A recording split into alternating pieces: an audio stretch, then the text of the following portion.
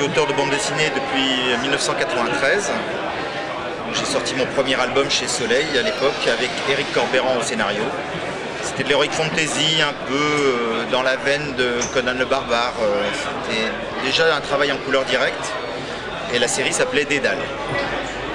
J'ai continué chez Soleil avec une autre série d'heroic fantasy mais un petit peu différente, avec davantage d'humour, toujours avec Éric Corbeyran, avant d'attaquer à la fin des années 90 une série de science-fiction qui est la série sur laquelle j'ai travaillé le plus longtemps jusqu'à présent, qui s'appelle You, toujours chez Soleil, et avec TI, JMV et Jérôme Renéaume qui était le tout premier dessinateur de la série. J'ai participé en tant que coloriste aux chroniques.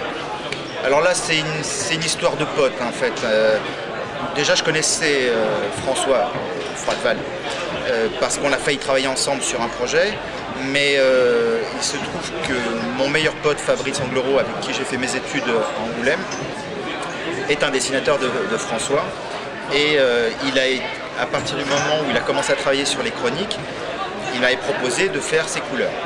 Et moi, je ne suis pas coloriste, mais je le fais pour les amis ou pour les amis. Et surtout que j'ai une façon de mettre en couleur un peu particulière. Donc le principe, c'est que le dessinateur accepte que j'intervienne un petit peu sur son dessin. Comme je travaille sur les modelés, je donne un maximum de relief au personnage et enfin à l'ensemble, je travaille sur la lumière, je retravaille des fois la lumière pour qu'il y ait une cohérence une fois que je fais ma mise en couleur. Mais je respecte toujours le dessin. Et donc c'est comme ça que alors j'ai d'abord travaillé sur les dessins de Cyril Pontet, mais je connaissais Cyril aussi. Et pour les deux derniers albums qu'il a dessinés avec Froideval, sur les chroniques. Et après j'ai fait la mise en couleur du second opus des Arcanes de la Lune Noire sur les dessins de Fabrice Anglerot et le troisième opus sur les dessins de Franck Tessito, toujours sur les Arcanes. Là aussi c'est une histoire d'amitié. En fait je connais Katia Even depuis pas mal d'années maintenant, on se croise régulièrement sur les festivals. Et elle m'avait déjà proposé des projets il y a quelques années. Ça s'est pas fait à l'époque, c'était complètement différent, c'était pas de l'érotique. Et puis moi je me suis toujours dit, si un jour on me propose de faire une bande dessinée érotique, pourquoi pas, voire pornographique. Mais par contre, ce qui m'intéressait, c'était d'avoir le point de vue d'une femme. Donc c'était très important pour moi que ça soit une scénariste et pas un scénariste. Pour que le résultat soit justement un mélange, un pont entre une vision masculine et une vision féminine. C'est pas du muscle, ce sont des allergies, je fais de l'œdème, je le confesse maintenant. En fait, quand j'ai trop chaud, ça fait flop, ça fait plop. Je pratique la musculation depuis très longtemps, effectivement. Et comme je fais pas les choses à moitié, quand je m'intéresse à quelque chose, je le fais à fond. C'était le cas pour le dessin depuis que je suis tout petit. Et quand j'ai découvert la musculation à 13 ans et demi, bah, j'ai vite été mordu et depuis j'ai du mal à lâcher les barres. C'est pas que ce soit un parallèle, c'est que forcément mes différentes passions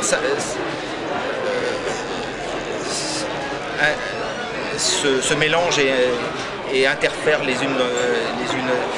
Moi j'ai toujours aimé en fait la musculature. Même quand j'étais gamin, j'aimais regarder les animaux, la musculature des animaux. Et quand j'ai commencé à m'intéresser à la musculation, bon, il y a eu deux choses. D'abord, je voulais apprendre à dessiner correctement les muscles. Moi, j'aimais les super-héros, mais je trouvais que les muscles de comics ne faisaient pas réalistes. Et un jour, je découvre Corben. Et Corben, il fait des muscles réalistes, même s'il a un dessin caricatural, il a une parfaite connaissance anatomique. Et pour moi, j'étais impressionné justement de voir à quel point il comprenait le corps humain. Et il arrivait à donner à la fois du relief et de la chair, même en faisant des dessins qui n'étaient pas toujours réalistes au niveau des proportions, puisque c'est son parti pris. Il déforme la réalité, mais il la déforme en la connaissant très bien. Et c'est ce qui me plaisait. C'est ce qui m'a plu et c'est ce que j'ai eu envie de comprendre l'anatomie grâce au choc que j'ai eu en découvrant Corben.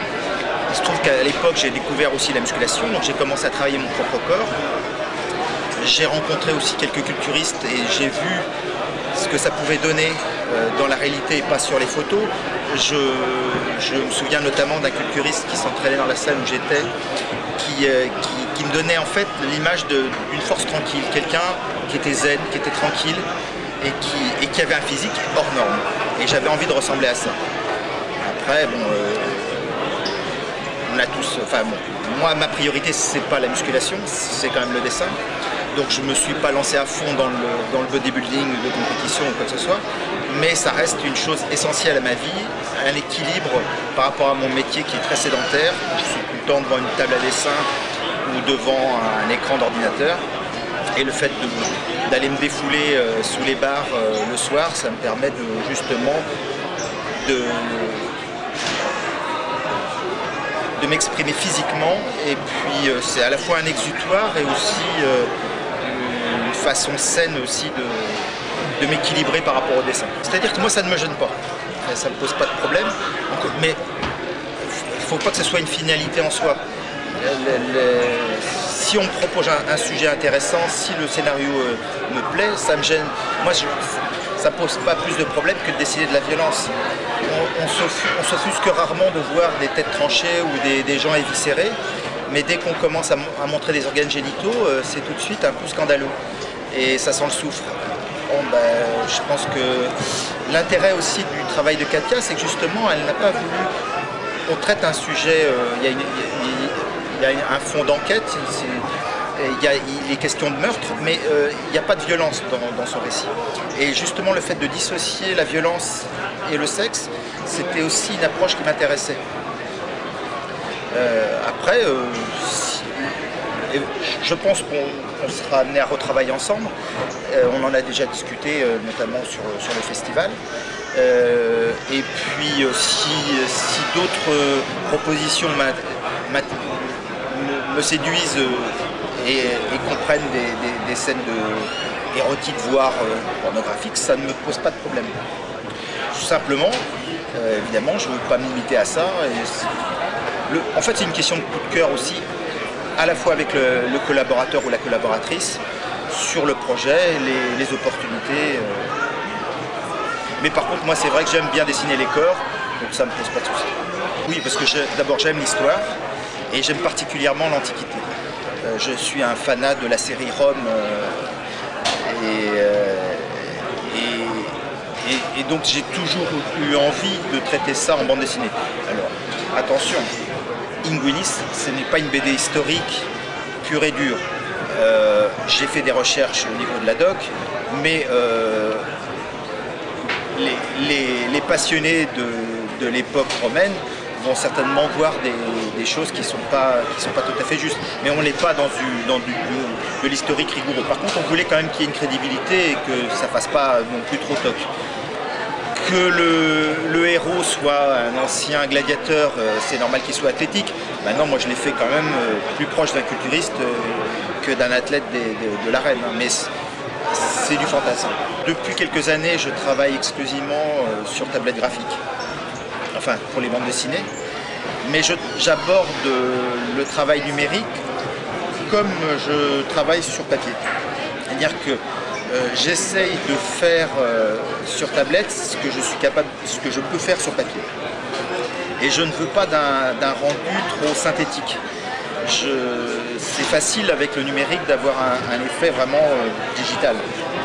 Or moi, ce qui m'intéresse, c'est qu'il y ait des petites imperfections, des petites erreurs, de travailler la matière. Je travaille sous Photoshop, mais je modifie un peu mes outils et j'essaye d'avoir un rendu le plus naturel possible, de ne pas trop utiliser les outils de facilité du logiciel et de travailler par des couches successives comme je le ferais sur papier. Alors, par contre, c'est sûr qu'il y a des différences et ça ne remplace pas le contact avec la matière, avec la peinture. J'aime toujours ça, mais pour la bande dessinée c'est pratique parce que ça m'évite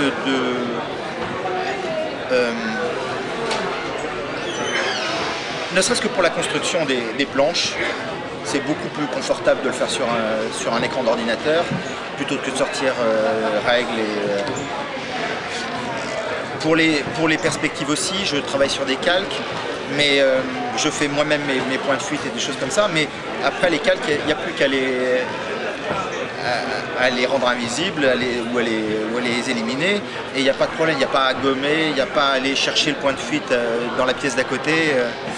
C'est beaucoup plus confortable aussi pour construire les perspectives. Pour l'instant, c'est juste une ébauche, on a commencé à en parler comme ça. Donc là, c'est trop frais pour donner des détails, mais on va y réfléchir. Et puis sinon, j'ai d'autres projets sur lesquels je travaille, mais là, c'est pareil. Tant qu'il n'y a rien de concret, tant qu'il n'y a rien de présenté officiellement à un éditeur, et surtout tant qu'on n'a pas signé de contrat, on évite d'en parler. C'est pas de la superstition, mais c'est que le métier d'auteur de bande dessinée, c'est un métier qui n'est pas facile. Il faut travailler sur énormément de projets avant de pouvoir en concrétiser un. Surtout à l'époque actuelle. C'était plus simple avant. Peut-être, mais je ne sais pas, je ne me suis pas posé la question. Pour l'instant, quand j'étais plus jeune, j'arrêtais pas de faire des dessins et d'inventer des histoires. Alors c'est vrai que je scénarisais à l'époque, parce que j'avais pas de scénariste. Et il y a des choses qui étaient plus ou moins autobiographiques. Mais après, à partir du moment où j'ai commencé à me professionnaliser et à travailler sur les textes des autres, en fait, ça ne m'a pas manqué de ne pas être à l'origine de l'histoire. Par contre, il faut que j'adhère. À la limite, je ne me sens pas scénariste dans l'âme. Par contre, j'aime bien participer à l'écriture du scénario. J'aime bien co-scénariser. Mais pour l'instant, j'ai l'impression que je fonctionne mieux justement avec un partenaire de jeu avec qui on s'échange les balles, quoi. À partir de ces idées, j'en ai d'autres. Et puis, je préfère ce type de travail que d'être tout seul dans mon coin. J'ai quelques idées, j'ai des pistes sur des histoires. Peut-être qu'un jour je m'y attellerai sérieusement et je les développerai. Mais pour l'instant, c'est pas une priorité. Je ne vais pas être original. Comme je parlais de Corben tout à l'heure, moi, en plus, je suis très content cette année puisqu'il a eu le Grand Prix. Donc, ça fait plusieurs années que je vote pour lui.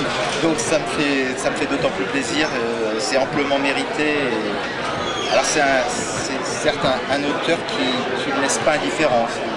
Les gens aiment ou détestent Corben, mais il a marqué énormément d'auteurs, et pas simplement de ma génération. Et c'est quelqu'un de très important dans la bande dessinée. Donc, si j'avais la possibilité de connaître un peu plus le personnage, c'est sûr que je pense. Après, il y a plein d'autres auteurs que j'admire. Mais là, il fallait en choisir un. Je ne pouvais pas passer à côté de Corben.